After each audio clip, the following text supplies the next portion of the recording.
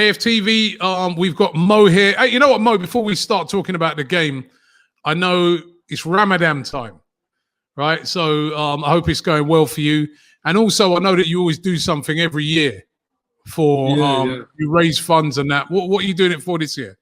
So basically what it is, I call it social charity. And the good thing about it is that I don't actually contribute anything. I just do a few tweets, and it's every brilliant person that follows me who does an incredible job of raising money.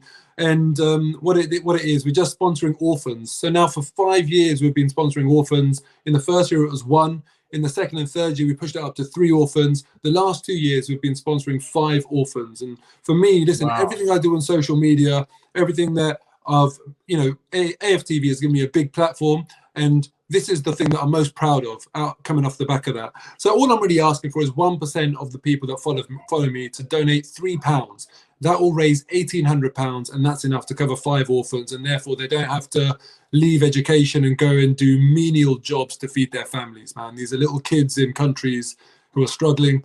So if you can support, I'd love that. Please just check out my bio on Twitter or Instagram. I'm always tweeting about it, always sharing it on my story.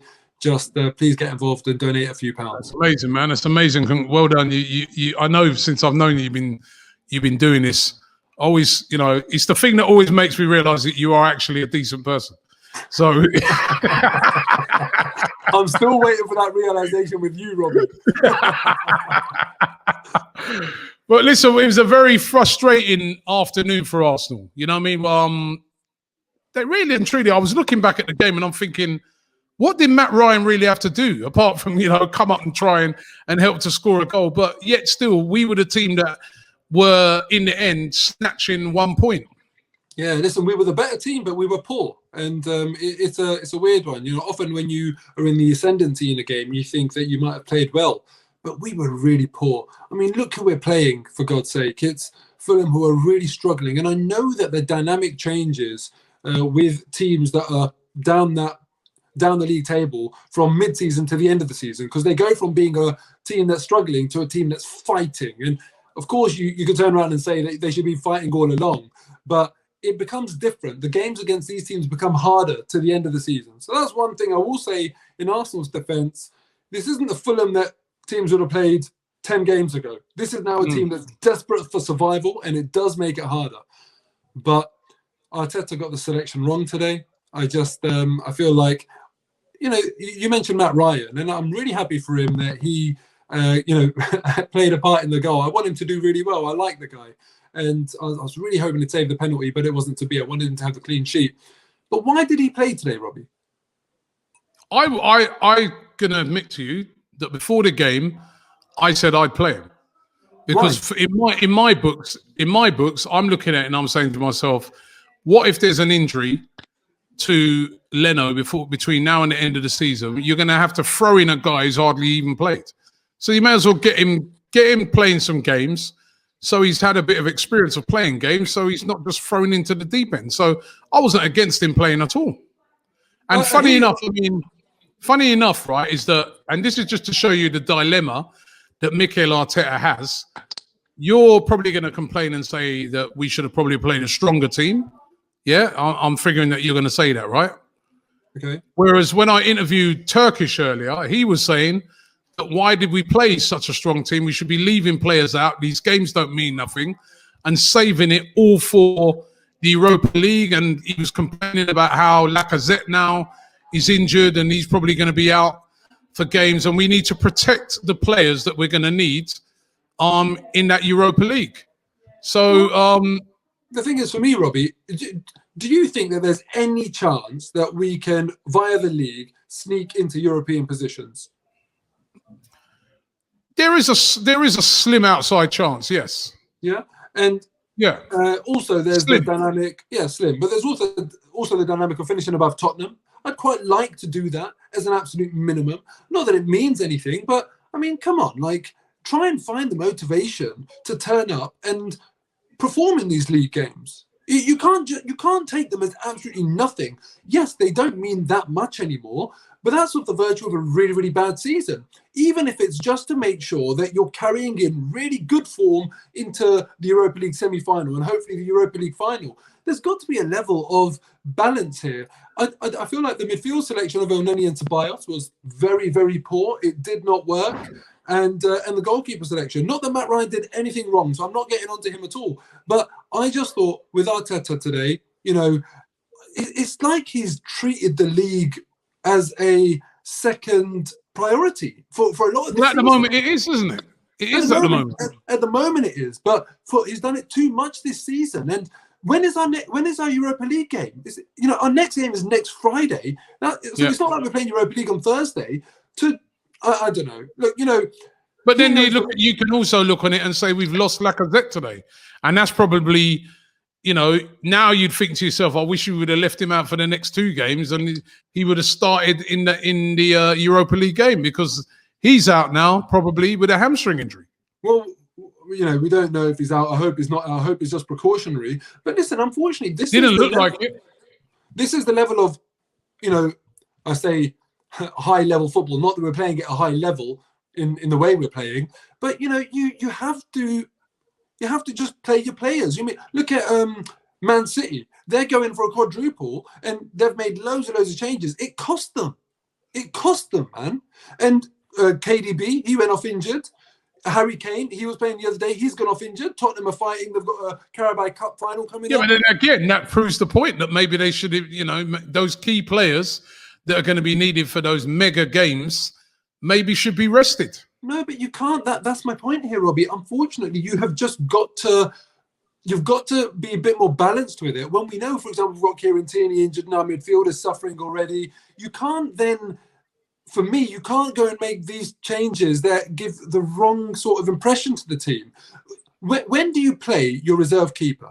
Cup competitions that you're not too fussed about. And now we're doing it in the league.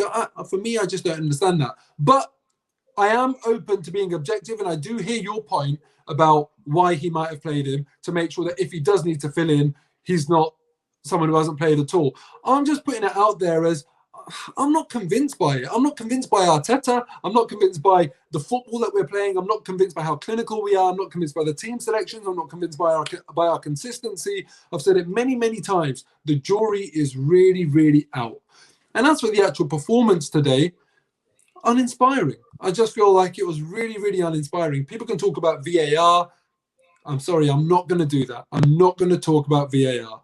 VAR should be the differentiating factor between us winning 3-0 or 3-1 or 4-0 or 4-1, for example, not drawing 1-1 at home to Fulham. Well, it is a draw. Now, with the possibility of Lacazette being out, hopefully, like you said, it's nothing serious, but it didn't look great. Who would you start? Eddie came on. He grabbed that vital equaliser. Well, I say vital, but important. We didn't lose the game. Who would you start if Lacazette's out and say Aubameyang's still not recovered from malaria?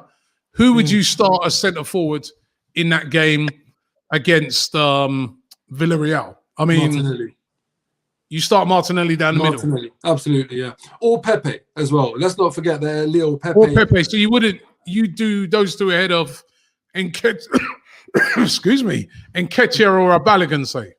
Well, yeah, I mean, listen, Balogun has had hardly any minutes in the first team, especially as kind of that lone leading striker. It would be one hell of a move to say Europa League semi-final, we're going to play Balogun. I don't think that's the right way to go. I think that's kind of like, there's a deep end that I'm happy to push players into. I think that's a bit too deep for Balogun. I'd more than happily bring him on, but not to kind of say, that's it, you're leading the line and, it's on you. So I think Martinelli can definitely play that role. And also Pepe, as I said, at Lille, he did that. And he did well there. So I think he can do that as well. But I really, really hope Aubameyang is back if Lacazette is injured. I'm really, really hoping so. All right. Well, listen, Mo, good luck with Ramadan for the rest of Ramadan. Robbie, one or two more things. I'm sorry I interrupted you. Yeah, sorry. Eddie Nketiah is getting a lot of stick for celebrating his goal today. And yeah, I saw that. I just want to make the point to people that, yeah, it is annoying. I get that, because we're just equalised at home to Fulham. What we want to see is players picking up the ball and running back. It goes back to the selection. Goes back to the fact that we picked our reserve keeper today. Arteta is not taking this game seriously. In all honesty, I don't think the players are taking it as seriously as what I'd like. So I think that kind of feeds into it. But giving Nketiah some slack, he's had a hard season. And for him, in the context of his season, he would have been very relieved and happy to get that goal. And I think that's what that celebration reflects. Not that he's happy to go and draw 1-1. So cut the guy some slack. Last second equaliser. I mean, bloody hell. Instead of us talking about the fact that he was in the right place at the right time, he was switched on, he was alert, we're trying to criticise him with celebration. I get it to an extent, but give the guy some slack. And the final thing I'll say, Robbie, and this is a longer conversation, so we won't get into it too much. The news today that Arsenal have signed up for the European Super League as well. Disgusting. I'm frankly disgusted. And, you know, Arsenal are riding on the Arsenal fans blame Arsene Wenger a hell of a lot for a lot of things at the club. Well, do you know what? We're riding on the coattails of Arsene Wenger's success. Tell me, on the basis of what Arteta has done, what Emery has done, what Ljungberg has done, in the meantime, on what basis do we deserve to be in the conversation of a European Super League? We are going to get battered. So do you know what? But it's all about money, man. He's prepared this fan base for mid-table at best, really relegation seasons in the European Super League. And actually, it's even worse than that, because there is not going to be any relegation. It's a closed shop, purely for money, completely disrespects the history and the traditions of English football teams as community assets. I'm absolutely disgusted. And really, I'm trying to figure out in my own mind, where do I sit as an Arsenal fan, and what do I do? What is my next move? Do I sell my soul out as well and start booking trips to European Super League games? I don't know. I'm with you. I'm disgusted. And I don't want to be in no Super League. I like playing teams like Fulham.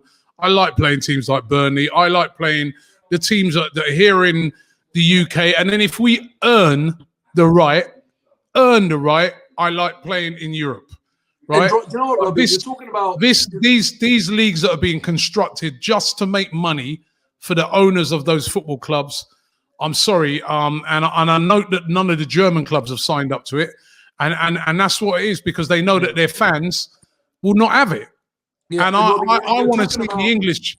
I want to see the English fans of these clubs that have signed up. You know, your Arsenals, Man Uniteds, and Cities, and all these clubs. I want to see us come together and reject this. Do you know what, Robbie? I do not want to be Fulham and those sorts of teams. Yeah, you're saying that you like playing them. Well, do you know what? You're not going to like it anymore, because we will be Burnley, we will be Fulham. We are going to join this European Super League and get slapped up every single week. But do you know what, Mo? Regardless of that, even if we joined it and we won it, I don't want to be. I don't want to be in no Super League. It's only because of money. It's money only. Yeah. And you're right. What happened about football being for the fans? Yeah, 100%. You know what I mean? Fans, you know what, Robbie, I don't care if we sign up and we're winning it, or we're one of the teams at the top of it. To me, it's just all about money. That's all it's about, right? And you're 100% right. That is the focus of it. Whether we do well or we don't do well, to be in a competition where there is no meritocracy. No matter how well you do, no matter how bad you do, there's nothing riding on it. It's just you're playing for cash. It's just saying to people, give us your money and just watch it. It's like going to the cinema now. I'm really, really disheartened to hear that Arsenal have done that. And you know what? When Arsene Wenger was here and in the old regime, the one thing that we did have, no matter what we did on the pitch, was a level of class and sophistication, respect of history, tradition, and values off the pitch. We have entirely lost that now. Entirely. That when we made 55 people redundant and we signed Willian, completely showed to me that what we stand for as a club is gone. We're taking away people's livelihoods and signing a player that we don't need to sign, who's at the end of his career, which is, for me, agent-driven. And now it's just an extension of that. The only thing that we're doing now is focusing on money. I'm absolutely devastated. It's not the club that I fell in love with, Robbie.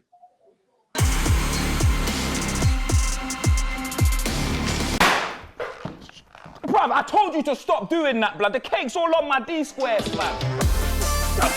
The prayer that we say before we go to war. Bigger than you ever seen. Come on! Yes! £5,000. Come on! Go on, lad! Hi and welcome along to the Don Robbie channel. Something big happened this week.